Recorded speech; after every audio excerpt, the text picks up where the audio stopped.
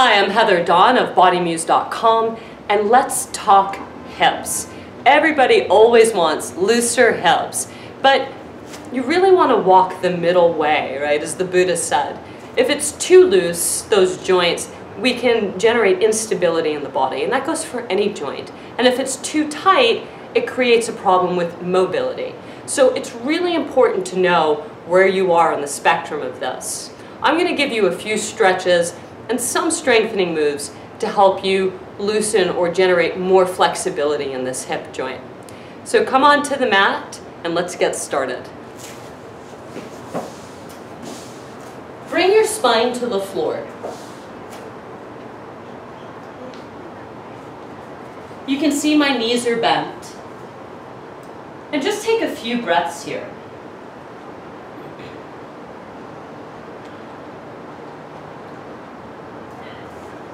Now, you've noticed I've taken some blocks.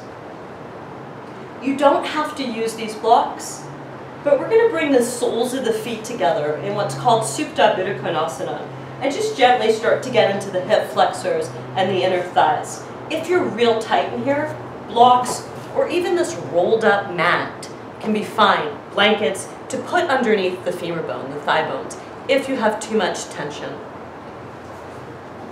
So from the front, soles of the feet together. I'm going to use my blocks right now. You can control how far away you'd like the heels from the groin. It's personal preference. Breathe. It should feel good, not painful. Spine to the floor, knees are bent. Open the legs. Have a few breaths. 10 or so breaths here. Just fine. If you feel like you want to do a few more, that's okay too. After you're done with that, raise the legs, grab a hold of your kneecaps, and start to make some mirror image circles with the legs. Towards you, away from you, back round to the top. We're taking the joint through its full range of motion. Thigh bone comes into the hip, and we're gently just releasing some of that synovial fluid and lubricating the joints. Doesn't have to be fast. You're not trying to take the leg off the body. You're just trying to increase range of motion here.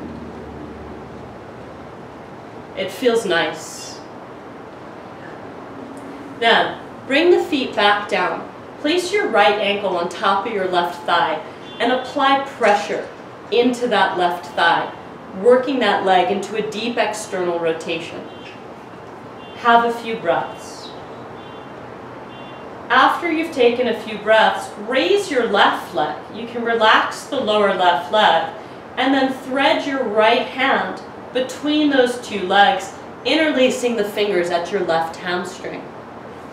If you can't reach the hands, take a towel or a strap, thread it through the leg, and use your straps instead.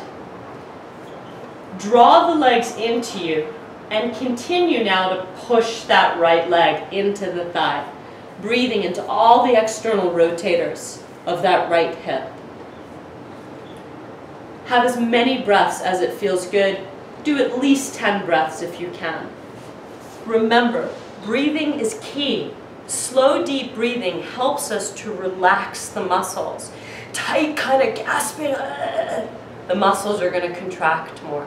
We want to release here a little bit. Make sure you do both sides. Then, feet come down, palm the floor, lift a little, interlace the fingers, walk the shoulders together, Setu Bandhasana bridge. If you don't want to strengthen the glutes and hamstrings, you want something more relaxed, take your block and go here. We're getting a nice gentle stretch through the front of the hip, like the hip flexors, the belly, the thighs all come in here. I even like to give myself a little massage here where I press along my pelvic bone, where all these muscles and the hip flexor, they all come in and connect, and just take a few breaths. This can be really painful. So again, make sure it doesn't capture the breath, that you're still able to breathe. Draw the legs in, squeeze, breathe into the lower back and the sacrum.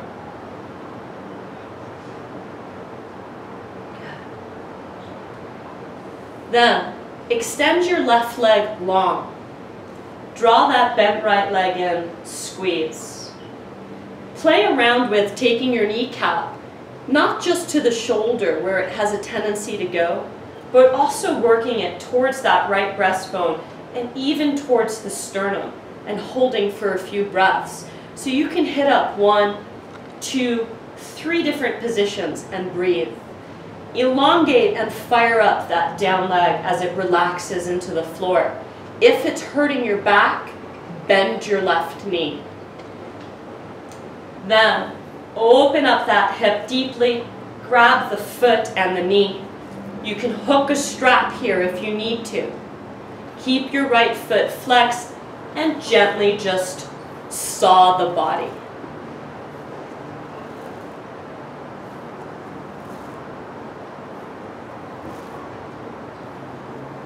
Again, make sure you do both sides. Then, come on up to all fours.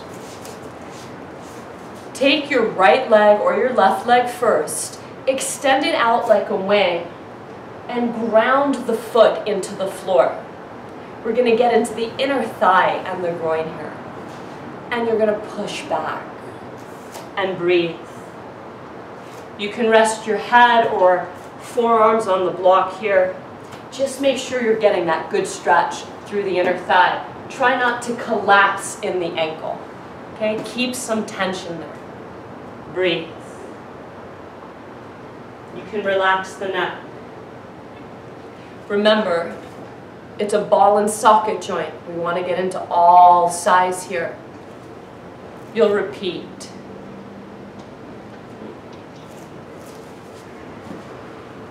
Then, using a bolster, or I rolled up even a yoga mat here, place it in the front of the mat, all fours.